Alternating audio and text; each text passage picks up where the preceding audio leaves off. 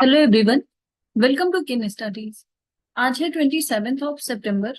Start करते हैं आज के एमसीक्यू क्वेश्चन। आज का फर्स्ट क्वेश्चन है, which ministry has recently launched the standard operating procedures on white revolution 2.0 in new Delhi to boost the Indian dairy sector. यहाँ पर आपसे पूछा जा रहा है, किस मंत्रालय ने हाल ही में भारतीय डेयरी क्षेत्र को बढ़ावा देने के लिए नई दिल्ली में श्वेत क्रांति 2.0 पर मानक संचालन प्रक्रिया शुरू की है। आपके ऑप्शंस हैं ministry of corporation, ministry of agriculture and farmers welfare, ministry of home affairs या फिर ministry of fisheries, animal husbandry and dairying. आपको बताना है कि व्हाइट रिवॉल्यूशन 2.0 से संबंधित जो एसओपी लॉन्च किया गया है वो किस मंत्रालय ने लॉन्च किया है। इस क्वेश्चन में आपका करेक्ट ऑप्शन हो जाएगा ऑप्शन। सो इसको लॉन्च किया है मिनिस्ट्री ऑफ कॉर्पोरेशन। आप ध्यान रखेंगे, एग्रीकल्चर मिनिस्ट्री नहीं है। आप यहां देख सकते हैं, on 19 September 2024 union minister Amit Shah, Ministry of Cooperation, launched the Standard Operating Procedures on White Revolution 2.0 during the National Conference on the initiatives taken by the Ministry of Cooperation in the first 100 days of the third term of Prime Minister Narendra Modi-led NDA government held in New Delhi. So during the main session of the conference, Union Minister Amit Shah launched 100 days initiatives under the themes of Sahakar se Samriddhi to strengthen and expand the cooperative sector and has potential to benefit about 13 crore farmers across country.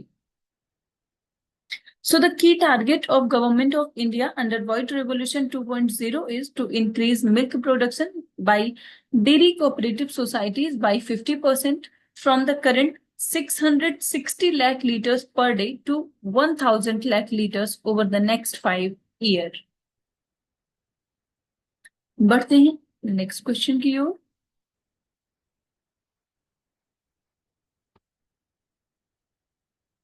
As per the latest annual periodic labor force survey, the national average unemployment rate reached to what percentage in 2023 and 2024?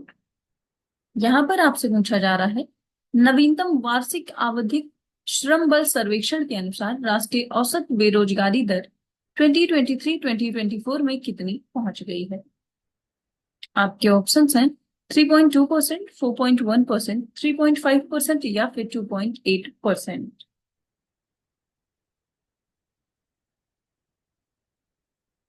और इस question में आपका correct option हो जाएगा option A. सो जो average unemployment rate है वो पहुंच गया है 3.2%। आप देख सकते हैं,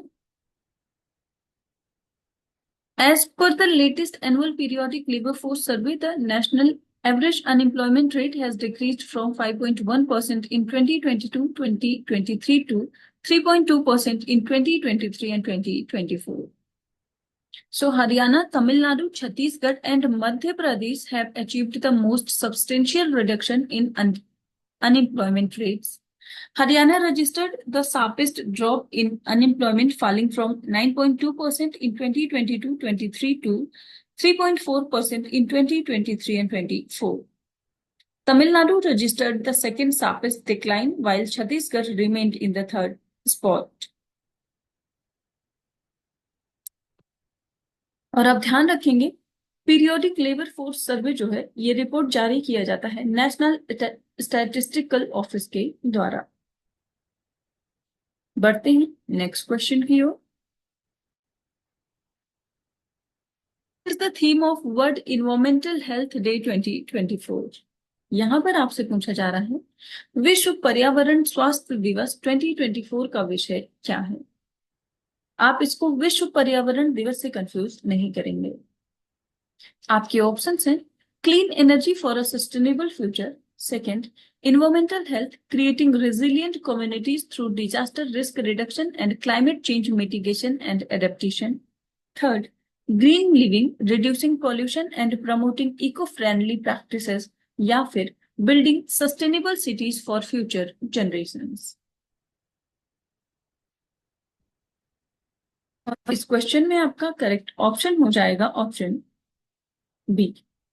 सो वर्ल्ड इन्वायरमेंटल हेल्थ डे 2024 का जो थीम है वो है environmental health creating resilient communities through disaster risk reduction and climate change mitigation and adaptation. आप यहाँ देख सकते हैं। So every year on 26th of September, World Environmental Health Day is celebrated, and it is celebrated to raise awareness about the impact of environmental health on human lives. आपने इस वर्ष की theme देख ली। So International Federation of Environmental Health founded World environmental health Day in 2011, और तब से 26 सितंबर को प्रतिवर्ष World environmental health Day celebrate किया जा रहा है। बढ़ते हैं नेक्स्ट क्वेश्चन की ओर। Who was honored with the ICC Lifetime Achievement Award for 2023 at the 59th Indian Chemical Council Annual Awards?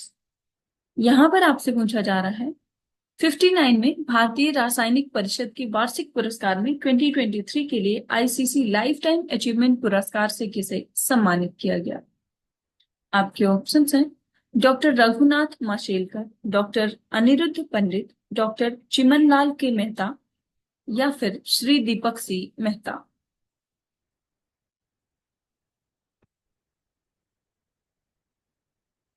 इस क्वेश्चन में आपका करेक्ट ऑप्शन हो जाएगा option C. So lifetime achievement award से सम्मानित किया गया है श्री दीपक सी मेहता को। आप देख सकते हैं Shri Deepak C Mehta, chairman and Managing Director of Deepak Nitrite Limited, was honored with the ICC Lifetime Achievement Award for 2023 at the 59th ICC Annual Awards in Mumbai. So the award recognized Shri Deepak C. Mehta's outstanding contribution to India's chemical manufacturing sector, particularly in promoting responsible chemistry. So this award was presented by Padma Vibhushan Dr. Raghunath Mashelkar, a renowned scientist in polymer science, in the presence of corporate leaders and academicians. बढ़ते हैं next question की ओर। Which university has recently signed an MOU with the Indian Council for Cultural Relations to promote Hindi and India-related studies? यहां पर आपसे पूछा जा रहा है किस विश्वविद्यालय ने हाल ही में हिंदी और भारत से संबंधित अध्ययन को बढ़ावा देने के लिए भारतीय सांस्कृतिक संबंध परिषद के साथ एक समझौता ज्ञापन पर हस्ताक्षर किए हैं?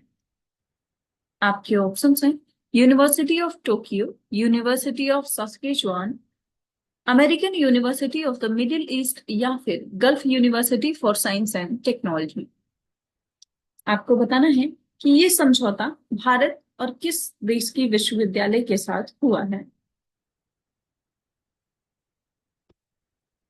इस क्वेश्चन में आपका करेक्ट ऑप्शन हो जाएगा ऑप्शन डी।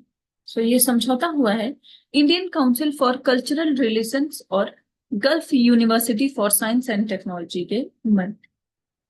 आप देख सकते हैं New Delhi-based Indian Council for Cultural Relations and the Gulf University for Science and Technology in Kuwait signed an MOU to establish ICCR's first chair of Indian Studies in Kuwait, focusing on Hindi language teaching. So this agreement was signed by the Ambassador of India to Kuwait, Dr. Adarsh Swaig, and Gulf University for Science and Technology's President Professor Basam Almadin. इसके साथ ही अप्रैल 2024 की बात करें तो a weekly Hindi radio broadcast was launched on Kuwait national radio.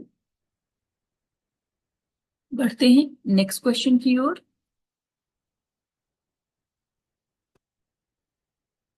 Name the country that has recently become the first country in the world to receive the WHO's verification for eliminating leprosy.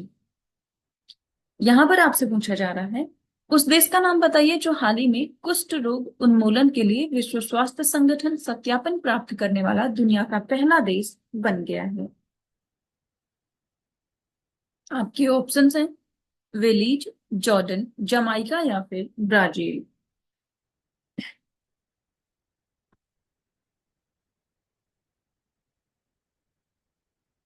और इस question में आपका correct option हो जाएगा option B, ये country है Jordan. आप यहां देख सकते हैं। So the WHO officially verified Jordan as the first country in the world to have eliminated leprosy, also known as Hansen disease, a chronic infectious disease caused by a bacteria जिसका नाम है Mycobacterium leprae. So Jordan has not reported any locally transmitted cases of leprosy for over 2 decades, and this achievement is seen as a significant step in public health efforts to eliminate leprosy worldwide. So leprosy की बात करें तो leprosy is an old age disease that mainly affects the skin and peripheral nerves, mucosa of the upper respiratory tract and the eyes. Jordan की बात करें तो इसको हस्मीदे kingdom of Jordan के नाम से जाना जाता है और ये अपना बॉर्डर शेयर करता है by Syria to the north, Iraq to the east, Saudi Arabia to the south and Israel and occupied Palestinian territories to the west. और जॉर्डन की कैपिटल है अमान। बढ़ते हैं नेक्स्ट क्वेश्चन की ओर। Which company has recently collaborated with the Tata Electronics Private Limited to launch India's first domestically produced semiconductor chips by 2026?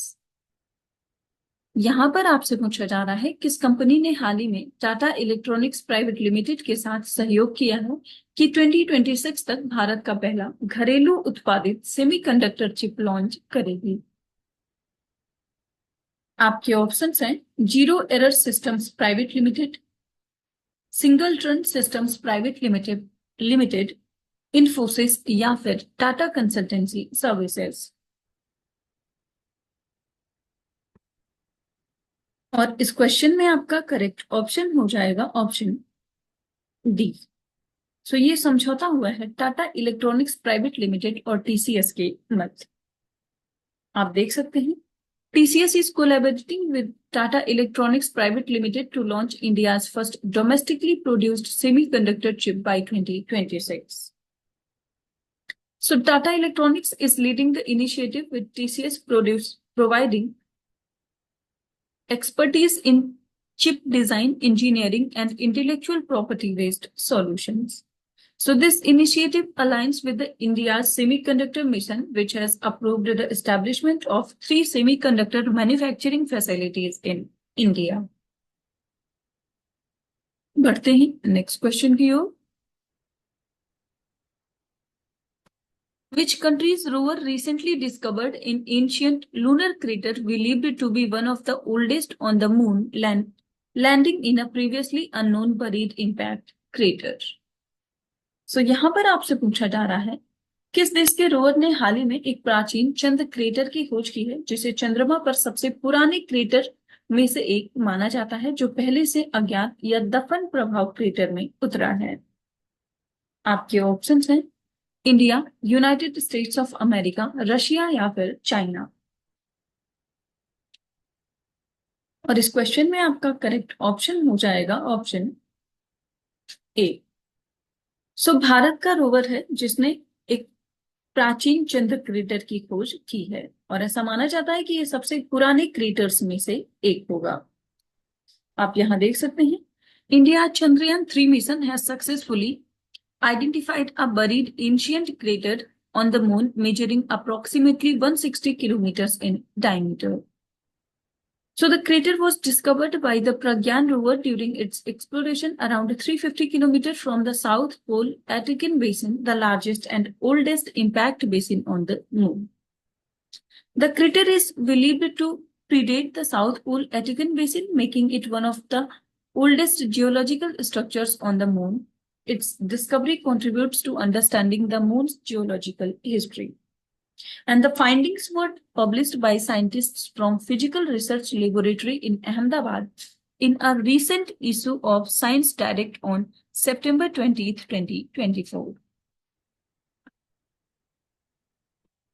तो आज के current affair session में इतना ही. Thank you for watching. Do like, share and subscribe.